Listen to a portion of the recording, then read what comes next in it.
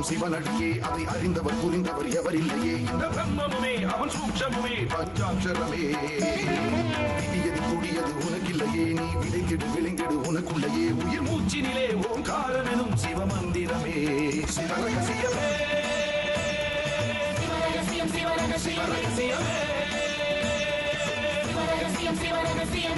ஆதியும் அந்தமும் சிவனடியே அதை அறிந்தவர் புரிந்தவர் எவரில்லையே இந்த பிரம்மமுமே அவன் சூக்ஷமுமே பஞ்சாட்சரமே விதியது கூடியது உனக்கில்லையே நீ விளைந்திடு விளைந்திடு உனக்குள்ளையே உயிர் மூச்சினிலே ஓங்காரம் எனும் சிவமந்திரமே சிவரகசியமே சிவரகசியமே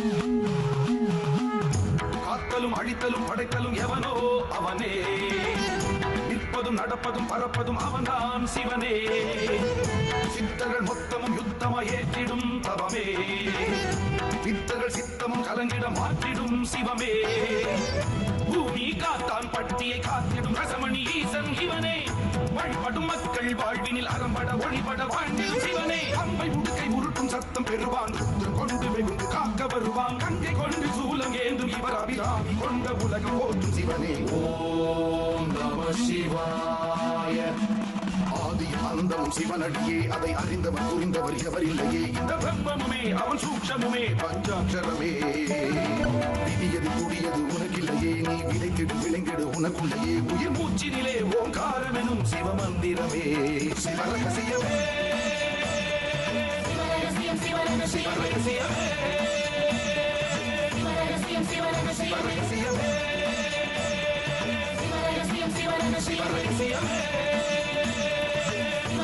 சிவரகசியமே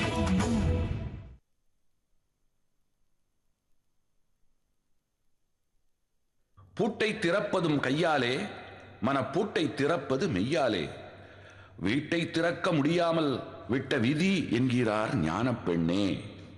மதுரை வாலைசாமி. உன் சின்னையாவ நாய் மட்டும் கடிக்காது, வேணா பாரு பாம்பும் கடிக்கும். ஏந்தாய் உனக்கு சின்னையா மேல இவ்வளவு குலவரி? ஏதோ எச்சரிக்கை பண்ணணும்னு லேசான கடியோட போயிடுச்சு. டேய், நிஜமாலுமே கடிக்க விட்டுருந்தா உன் கதி என்ன இருக்குமோ தெரியாது. பிருந்தாவை குணப்படுத்துறது மட்டும் இல்ல, கருணை மனுவை மறுபடியும் அனுப்பி அந்த ராமண்ணாவுக்கு கிடைக்க இருந்த தூக்கு தண்டனைய ஆயுள் தண்டனையா மாத்திரத்துக்கு உண்டான வேலை நடந்துட்டு இருக்கு. அவங்க எது வேணாலும் செய்யட்டும், அதுக்கு மேல நம்மளாலையும் செய்ய முடியும். இந்தாங்க சார்.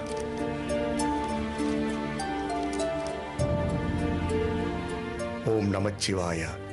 இந்த கருண மனுவுக்கு நல்ல பதில் கிடைக்கணும்.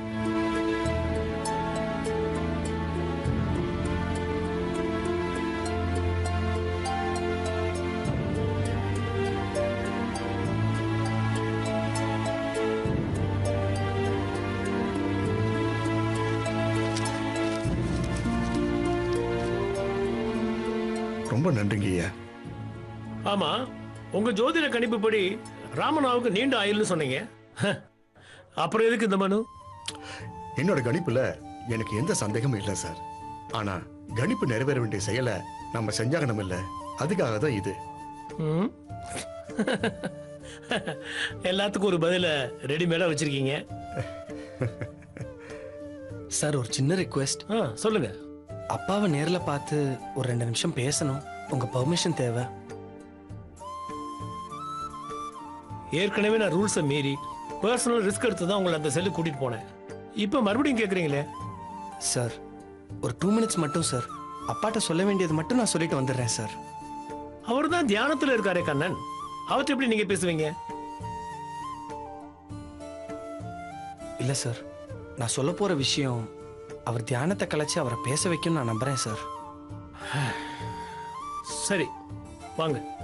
ஆறுமுகம், நீங்க எங்கே இருங்க. சரிங்க சார், நீ நான் போயிட்டு போயிட்டு வா. வந்துடுறேன்.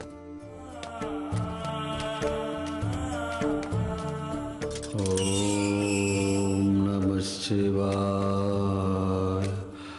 ஓம் நம சிவாய. ஓம் நம சிவாய. ஓம் அப்பா. நம சிவாய. ஓம் நம அப்பா. சிவாய. கண்ணா வந்திருக்கேன். ஓம் நம சிவாய. ஓம் நம சிவாய. அப்பா, எனக்கு நினைவு தெரிஞ்ச நாள்லேருந்து நீங்க சிவனை கும்பிட்டும் சித்தர்களை வணங்கிட்டு தான் இருக்கீங்க. ஆனா இதனால கிடைச்ச பலன் என்ன? நீங்க தியானம்ன்ற பேர்ல வாயை மூடிட்டு மௌனமாவே இருந்தா நம்ம வீட்டோட நிலைமையை உங்களால புரிஞ்சுக்கவே முடியாதாப்பா? ஓம் நம சிவாய. அக்காவை எப்படியாவது குணப்படுத்தணும்னு வைத்தியரோட சேர்ந்து நான் சித்தவனம் போலான் இருக்கேன்ப்பா. ஆனா எனக்கு ஏதாவது ஆயிடும்னு பயந்து அம்மா தனியாவே காட்டுக்கு போய் காக்கை சித்தரை பார்த்து அபயக்கனின்ற வேற கொண்டு வந்திருக்காங்க.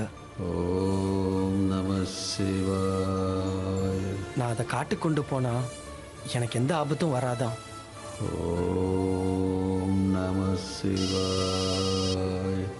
ஓம் நம சிவாய. யா டெல் மீ. அதான் ஏற்கனவே சொல்லியிருக்கனே. நம சிவாய. அப்பா, உங்களுக்கே நல்லா தெரியும் எனக்கு இது மேலாம் நம்பிக்கை இல்லைன்னு. என்னோட பாதுகாப்புக்காக ஒரு வேட்டை துப்பாக்கி ஒன்று வாங்கி வீட்டுக்குள்ள மறைச்சு வச்சிருந்தேன். அது அம்மா கண்ணில் பட்டு வெளியே எடுக்க அது அக்கா பார்த்துட்டு இது வரைக்கும் பிரம்ம பிடிச்சிருந்த பிருந்தா சுற்றாதுன்னு அலர்னா. ஆனா கொஞ்ச நேரத்துல மயக்கம் போட்டு விழுந்துட்டாப்பா. மயக்கம் தெளிஞ்சு முழிச்சு பார்த்தா பழைய நிலைமைக்கே போயிட்டா. அப்போ துப்பாக்கியை வச்சுதானே ஏதோ நடந்திருக்கு இல்லையாப்பா? ஓம் நம சிவாய. பிருந்தா பிரம்ம பிடிச்சு போயிருக்கா. நீங்க பிரம்ம பிடிச்ச மாதிரியே இருக்கீங்க. எப்ப இந்த பிரம்மையெல்லாம் தெரிஞ்சு இந்த உலகத்துக்கு நீங்க உண்மையை சொல்ல போறீங்கப்பா? ஓம் நம சிவாய. ஓம் நம சிவாய. நம்ம குடும்ப கஷ்டம் எப்ப பாத்தீரும்? அம்மா ரொம்பவே பாவம்ப்பா. இப்படியே இருந்தா அக்கா வாழ்க்கை என்னத்துக்கு ஆகும்? இப்பவே ஊருக்குள்ள என் காது பட என்னென்னமோ பேசிக்கிறாங்க. என்னால எதுவும் செய்ய முடியலப்பா. நம சிவாய. தயவு செஞ்சு உங்க மௌனத்தை கலைச்சிட்டு நடந்த உண்மையை சொல்லுங்கப்பா. ஓம் நம பா, சிவாய. நீங்க எதுவும் சொல்ல வேண்டாம். வர பௌர்ணமிக்கு நான் சித்தவனம் போக தான் போறேன். அக்காவுக்கான மூலிகை கிடைக்க தான் போகுது. அவ பிரம்ம தெளிஞ்சு அவ சுயநினைவுக்கு வரதான் போறா. நீங்க தூக்கு தண்டனை கைதியா இருக்கேன்னு தெரிஞ்சதும் அங்க என்ன நடந்துச்சோ அவ எல்லாத்தையுமே இந்த உலகத்துக்கு சொல்லதான்ப்பா போறா. அப்போ எல்லா பிரச்சனையும் ஒரு முடிவுக்கு வந்துரும் தானேப்பா? இன்னைக்கு கூட மறுபடியும் உங்களுக்கா நான் கர்ணமனு கொடுக்க தான் வந்தேன். நீங்க தியானத்திலே இருங்கப்பா. சரிப்பா, அப்ப நான் கிளம்புறேன்.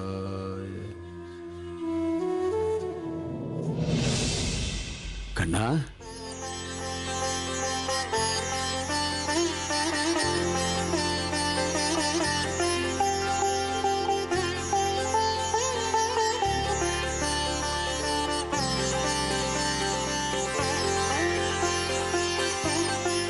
நான் என்னடா செய்யட்டும்?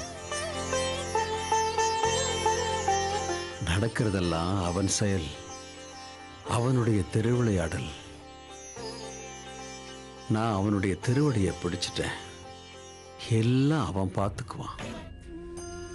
நான் அவனை நம்பிட்டேன். என் நம்பிக்கை வீண் போகாது கண்ணா.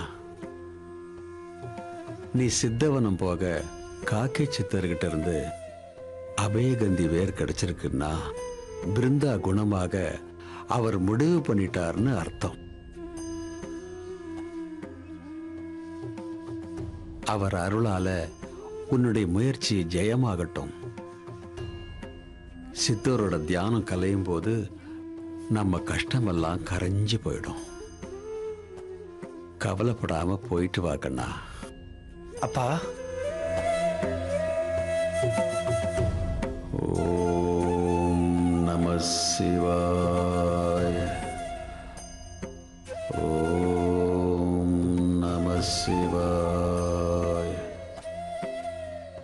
ஓம் நம சிவாய். ஓம் நம சிவாய்.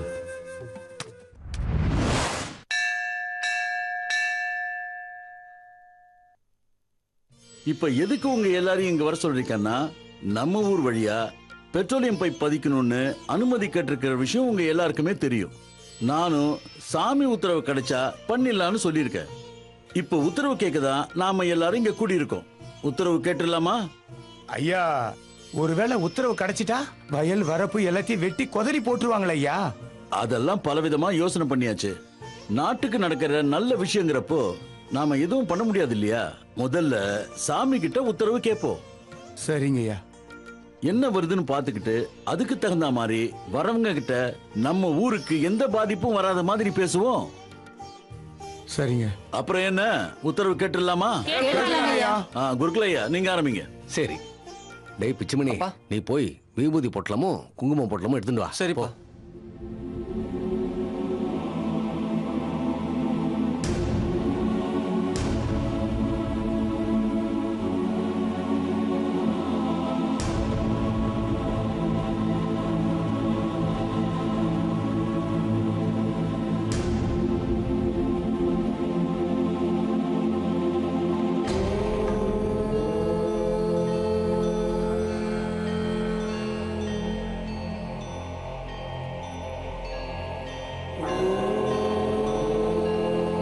பாத்துடலாமா?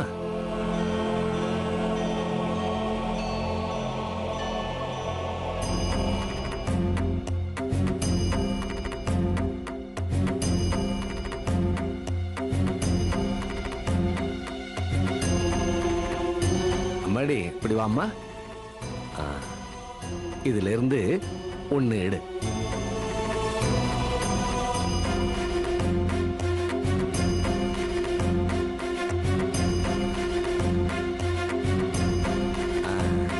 நீ போமா.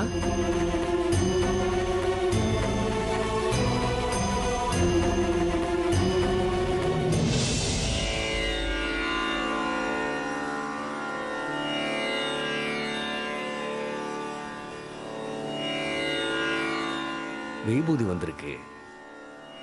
பெட்ரோல் பைப் பதிக்கிறதுக்கு சாமி உத்தரவு கொடுத்துட்டு.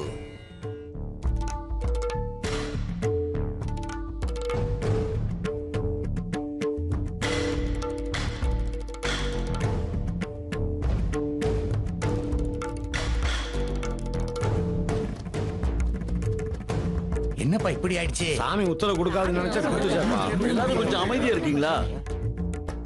இந்த திட்டம் நம்ம ஊரை பாதிக்குங்கிறதுனால நம்ம யாருக்கும் பிடிக்காது தெரியும். ஆனா சாமி உத்தரவு கிடைச்சதுனால நாம சந்தோஷமா ஏத்துக்கணும். வர்றவங்களுக்கு முழு ஒத்துழைப்பு நாம கொடுக்கணும். கொடுப்பீங்களா? கொடுப்பங்க ஐயா. கொடுப்பங்க ஐயா. ஐயா, இந்த மாதிரி சாமி உத்தரவு கொடுத்து ரொம்ப நாள் ஆச்சுங்க ஐயா. சக்கரை தொழிற்சாலை வந்திருந்தா நம்ம ஊருக்கு நல்லது நடந்திருக்குங்க ஐயா. அதுக்கு சாமி உத்தரவு தராம விட்டுடுச்சுங்கய்யா. எது நல்லது கெட்டதுன்னு சாமிக்கு தெரியாதா? சரி, சம்பந்தப்பட்டவங்க வரட்டும். அவங்க கிட்ட அனுமதி கிடைச்ச விஷயத்த சொல்லிடுவோம். இப்ப எல்லாரும் கலைஞ்சு போலாம். என்ன பண்றது? எல்லாம் சாமி செயல் தான், நம்மகிட்ட ஒண்ணும் இல்லை. வாங்க போலாம். என்ன சார்? சார், உத்தரவு கிடைக்கும் நான் கொஞ்சம் கூட எதிர்பார்க்கல. பைப் பதிக்கிறேன்னு ஊரை பாலமாலமா வெட்டி போட்டுருவாங்க. அதை நினைச்சாதான் இப்ப கலக்கமா இருக்கு. சரி, எல்லாம் அந்த ரசமணீஸ்வரர் பாத்துக்குவாரு.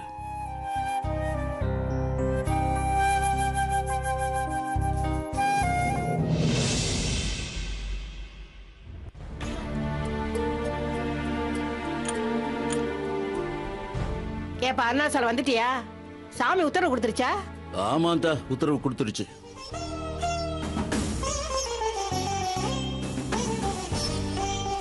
அட கடவுளே, இது என்ன சோதனை? குழாய பதிக்கன்னு சொல்லி ஊரே வெட்டி கொதறி போட்டுருவாங்களையா?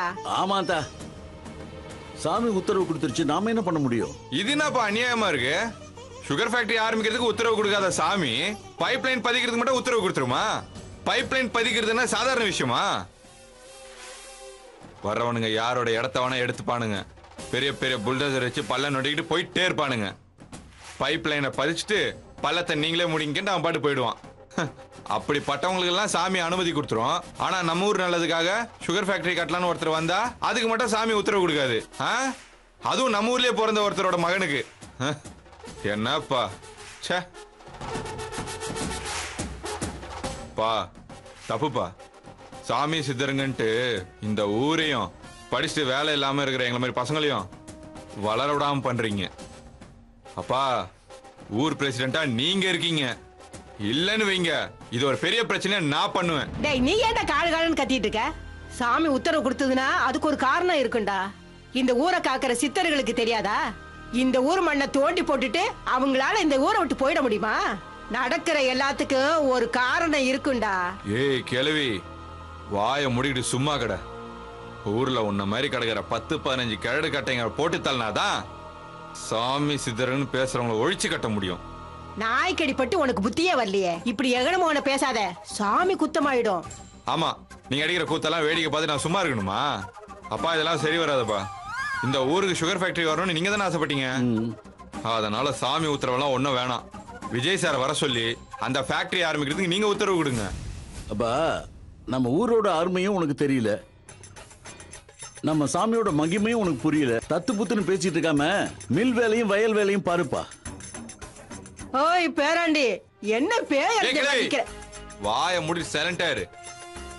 அவன் ஆத்திரம் அவனுக்கு. வயல் வேலை பாக்குறதுக்கும் மில் வேலை பாக்குறதுக்கும் நான் இருக்கிறேன். அதெல்லாம் நீங்க பாத்துங்க. விஜய் சார வர வச்சு சுகர் ஃபேக்டரிய நான் கட்டல, கட்டுவேன்.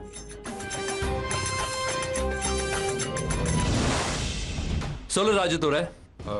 சார் ஒரு முக்கியமான விஷயம். என்ன?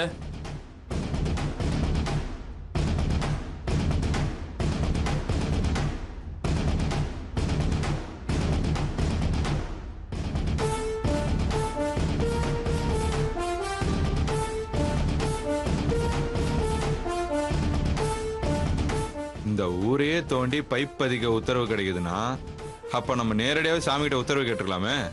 இந்நேரம் அனுமதி கிடைச்சி வேலைய ஆரம்பிச்சிருக்கலாம். என் மாமா தான் கெடுத்து விட்டாருன்னு சந்தேகப்பட்டிய. நாம நேரடியா கேட்டிருந்தாலும் அதை அவரே கெடுத்து விட்டு இருந்தாலும் சோ நடந்து முடிஞ்சதை பத்தி நம்ம கவலைப்பட வேண்டாம். நான் மறுபடியும் அங்க வருவேன். என் அப்பா பேர்ல உத்தரவை கேட்பேன். அப்போ யாரோட சதி வேலையும் செல்லுபடி ஆகாதபடி நம்ம பாத்துக்கணும். சரியா? பாத்துக்கலாம் சார். ஆனா அதுல ஒரு சிக்கல். என்ன சிக்கல்? ஒரு குடும்பத்துக்கு ஒரு விஷயத்துக்கு ஒரு தடவை தான் உத்தரவு கேட்க முடியுமா? ஓ, என் அப்பாக்கே கண்டிஷன் போடுவாங்களே என்ன? அப்படி யாராவது கண்டிஷன் போட்டா நான் அங்க வந்து உங்க ஊர் சாமி சித்தர்கள் உங்க நம்பிக்கை இது எல்லாத்தையும் ஒடிச்சு நொறுக்கி தூள் தூள் ஆக்கிடுவேன். என்ன சார் சொல்றீங்க? 1000 வருஷமா பௌர்ணமி அன்னைக்கு பூட்டி இருக்கிற கோயிலுக்குள்ள சித்தர்கள் வந்து பூஜை பண்ணுவாங்களா? அது யாரோ மறைஞ்சிருந்து பார்த்தா பைத்தியம் ஆயிடும்னு சொன்னீங்க. நாங்க வரேன். பௌர்ணமி அன்னைக்கு ராத்திரியில பூட்டி இருக்கிற கோயிலுக்குள்ள நான் போவேன். விடியும் போது எனக்கு எதுவுமே ஆகலன்னு தெளிவா வெளியே வருவேன். ராஜதுரை, ஊருக்குள்ள சுத்திட்டு தெரியுற 4-5 பக்ரி சாமிங்க ஏதோ சொல்லி ஊரை மிரட்டி வச்சிருக்காங்கன்னு எல்லாருக்கும் ப்ரூவ் பண்ணுவேன். யாரோட உத்தரவு வேண்டாம், ஒண்ணும் வேண்டான்னு நான் அங்க சுகர் ஃபேக்டரி கட்டியே தீருவேன். சரி சார், நீங்க சொல்றீங்க. இருந்தாலும் நீங்க சொல்றத கேட்க கொஞ்சம் பயமா தான் இருக்கு. உனக்கு இருக்கும். உள்ளூர் கதைகளை கேட்டு வளர்ந்தவில்ல நீ. ஆனா எனக்கு இல்ல. ஆமா, இந்த பௌர்ணமி எப்போ வருது? இன்னும் 4 நாள் தான் சார் இருக்கு. ஓ காஷ், அப்ப நான் உடனே அங்க வந்தாகணும் இல்ல? இருந்தாலும் என் டாட் கிட்ட மருவத்தரை பத்தி ஒரு வார்த்தை கேட்டுக்கிறேன். அவர் ஹார்ட் பேஷண்ட். அவர் சங்கடப்படுற மாதிரி நான் நடந்துக்க முடியாது இல்லையா? எனிவே, நான் அவர்கிட்ட பேசிட்டு உனக்கு இமீடியட்டா கால் பண்றேன். சரியா? சரி சார். யா, பாய்.